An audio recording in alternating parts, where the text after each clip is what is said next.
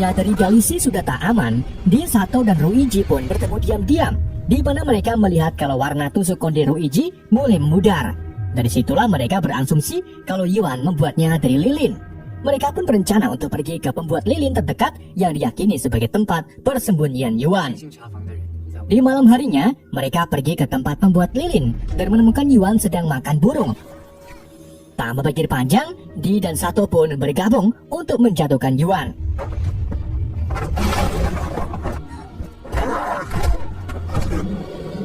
Setelah berhasil, Sato memeriksa dan mendapati kalau keadaan Yuan sekarang dikarenakan parasit. Dan untuk mengobatinya, mereka harus membawa Yuan ke gurunya Sato untuk meminta bantuan.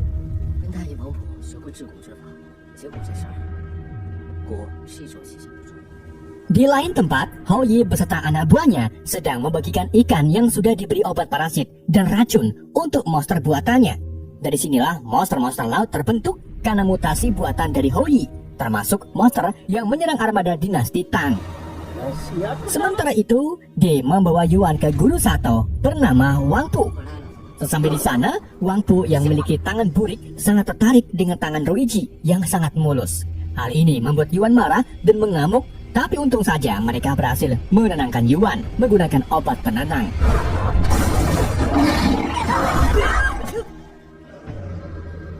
Wang Pu lalu mengungkapkan kalau perubahan Yuan diakibatkan oleh kotoran kumbang. Namun ia mengaku bisa menyembuhkan Yuan dari serangan parasit tersebut. Singkat cerita, setelah Yuan sadar, Yuan kemudian ingat bagaimana semuanya terjadi. Yuan mengaku kalau setengah tahun yang lalu ia mendapatkan tamu yaitu pedagang teh dari wilayah timur yang ternyata adalah Hou Yi. Kedatangan Hou Yi ingin meminta resep teh lidah burung, tapi karena itu resep kerajaan, Yuan pun menolak untuk memberitahunya. Namun beberapa hari kemudian kulit Yuan tiba-tiba berubah menjadi hijau. Ia juga mendapat surat dari Hou Yi yang menuliskan kalau Yuan terinfeksi racun parasit. Rupa-rupanya Hou Yi diam-diam meneteskan racun ke dalam teh milik Yuan saat keduanya bertemu. Tak hanya itu saja, Hou Yi juga menangkap Yuan dan mengurungnya di sebuah pulau untuk memaksanya membuat teh lidah burung setiap hari, yang mana teh itu nantinya akan dicampur dengan parasit sehingga bakal meracuni teh kekaisaran dan membunuh kaisar serta orang-orang di istananya. Mengetahui hal itu, Wang Pu pun membuat obat penawar yang bisa diminum semua orang di kekaisaran untuk mencegah bencana tersebut. Di kemudian mengirim pesan ke Yuji untuk bertemu di belakang dengan memberi kode lewat lauknya. Saat keduanya bertemu, Yuji langsung menyerang Di yang selalu unggul dalam memecahkan kasus. Di lalu mengungkapkan kalau ia memiliki petunjuk lain, tapi Yuji harus membantunya untuk meyakinkan sang ratu. Keesokan harinya, keduanya menghadap ke Ratu Wu dan menjelaskan tentang teh lidah burung yang sudah diracuni. Dan untuk membuktikannya, Di meminta salah satu anggota kekaisaran untuk meminum obat penawar yang sudah dibawa. Alhasil, Menteri Administrasi pun dipilih untuk bahan percobaan. Tapi, jika dalam 2 jam tak ada perubahan, maka Di akan dieksekusi.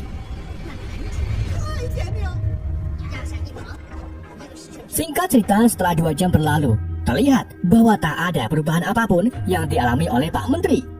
Menyadari hal itu, sang ratu pun meminta agar Di segera dieksekusi.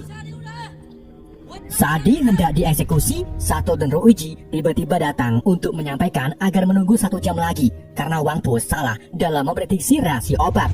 Dan benar saja, gak lama kemudian Ratu mendapat kabar kalau ada sesuatu yang salah pada Pak Menteri. Dan saat dilihat, banyak sekali serangga yang keluar dari mulut Pak Menteri. Setelah kejadian itu, Ratu dan seluruh anggota kerajaan pun akhirnya mau meminum obat penawar tersebut. Karena aksi heroiknya ini, Di pun diangkat sebagai komisi kerajaan dengan kekuasaan penuh.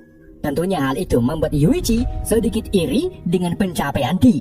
Meskipun begitu, Di tetap berteman dengan Yuichi dan mengungkapkan kalau ia akan mengungkap siapa pengkhianat di Dalisi. Di lalu mengerahkan prajurit kekaisaran untuk menuju ke selatan kota dan menangkap para orang-orang timur. Tapi sebelum itu, Di menyuruh pasukannya agar bergerak setelah dupanya habis. Ternyata hal itu dilakukan untuk memberi waktu si pengkhianat Dalisi untuk pergi terlebih dahulu dan meringati orang-orang pasukan timur. Di saat itulah, Yuchi sudah menunggu di gerbang belakang dan mendapati kalau satu prajurit yang pergi terlebih dahulu yang sudah pasti dialah pengkhianatnya. Yuchi pun langsung menyergap orang tersebut dan mengejarnya sampai ke sungai Pierre. Sedangkan Di menyuruh orang lain agar memerintahkan para prajurit menuju ke sungai Pierre untuk membantu Yuchi. Sementara itu, di sungai Pierre, Yuchi melihat orang-orang timur langsung menyelam ke dalam sungai. Ia pun segera menyelam untuk menangkap mereka. Tapi di waktu yang sama, monster ikan pari yang sudah dimutasi oleh Hou Yi muncul dan menyerang Yuchi. Bersama dengan itu, Di dan para prajurit tiba. Namun karena terlalu dekat, Di pun terkena sabitan dari ikan pari dan jatuh ke sungai. Tapi karena Di tak bisa berenang, Yuchi pun menyelam untuk membantunya. Sedang monster ikan pari itu pergi begitu saja. Yuchi dan Di lalu mulai mencari tempat persembunyian orang-orang timur dan juga monster laut. Yuchi meyakini kalau ada satu dari 5 pulau yang menjadi tempat persembunyian mereka. Jadi keduanya pun menanyakan ke Yuan yang sebelumnya pernah ditangkap oleh orang-orang timur. Yuan kemudian mengaku kalau ia hanya mengikuti arus timur sampai akhirnya ia melihat lampu-lampu. Berdasarkan dari penjelasan Yuan, Di dengan yakin kalau itu arah ke kerajaan Fuyu. Di dan Yuchi pun mulai merencanakan strategi untuk melawan monster tersebut dengan memancingnya menggunakan ikan-ikan. Tapi menurut Wang Po, pasukan mereka belum cukup kuat untuk melawan monster laut. Jadi ia pun menyiapkan obat racun untuk membunuh si monster.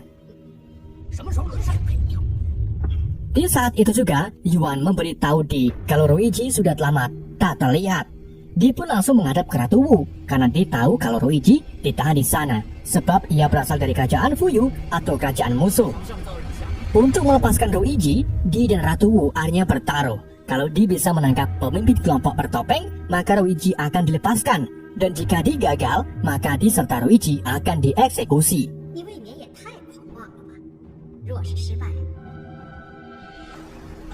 Keesokan harinya, Di, Yuichi, serta prajurit lain langsung menuju ke pulau tempat penjahat bertopeng bersembunyi. Mereka lalu sampai pada malam hari, di mana Hou Yi dan anak buahnya sedang membakar tumbuhan racun. Tapi untungnya Din dan yang lain sudah tiba terlebih dahulu dan mengepung pulau mereka. Alhasil, pertarungan antara mereka pun terjadi.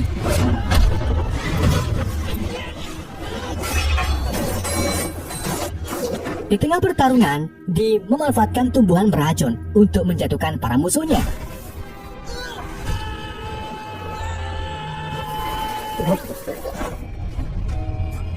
Sementara itu, Yuchi bertarung melawan Hou Yi. Di situ Yuchi terus memojokkan Hou Yi sehingga Hou Yi memilih untuk terjun ke jurang. Tapi para prajurit tak percaya kalau Hou Yi meninggal dan berpikir kalau mungkin ia bersembunyi di bawah. Alhasil, mereka pun mulai menuruni batu tebing menggunakan tali. Dan benar saja, Hou Yi yang memakai topeng ternyata masih hidup dan sudah menunggunya di bawah. Hal itu membuat mereka kembali bertarung meskipun kondisi tidak memungkinkan.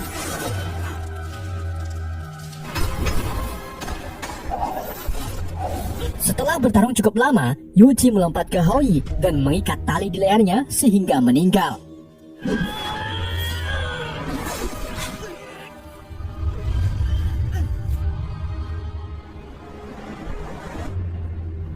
Setelah mengalahkan pasukan bertopeng, mereka pun kembali dan bertemu dengan monster laut yang langsung menyerang armada mereka.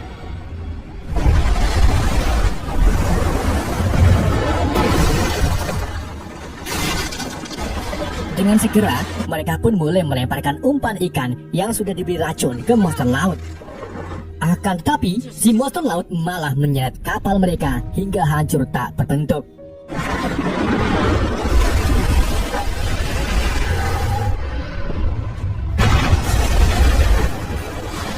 Kapal mereka hanya tersisa satu, Dia menggunakan kudanya untuk memancing si monster.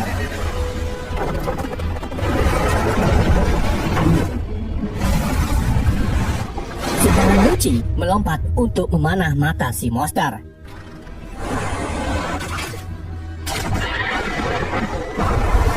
Untuk beberapa saat, monster itu tak muncul. Namun ia kembali muncul dan mencoba menenggelamkan kapal mereka. Sampai akhirnya si monster tiba-tiba berhenti karena racunnya sudah mulai bekerja. Sebelum akhirnya si monster benar-benar tewas.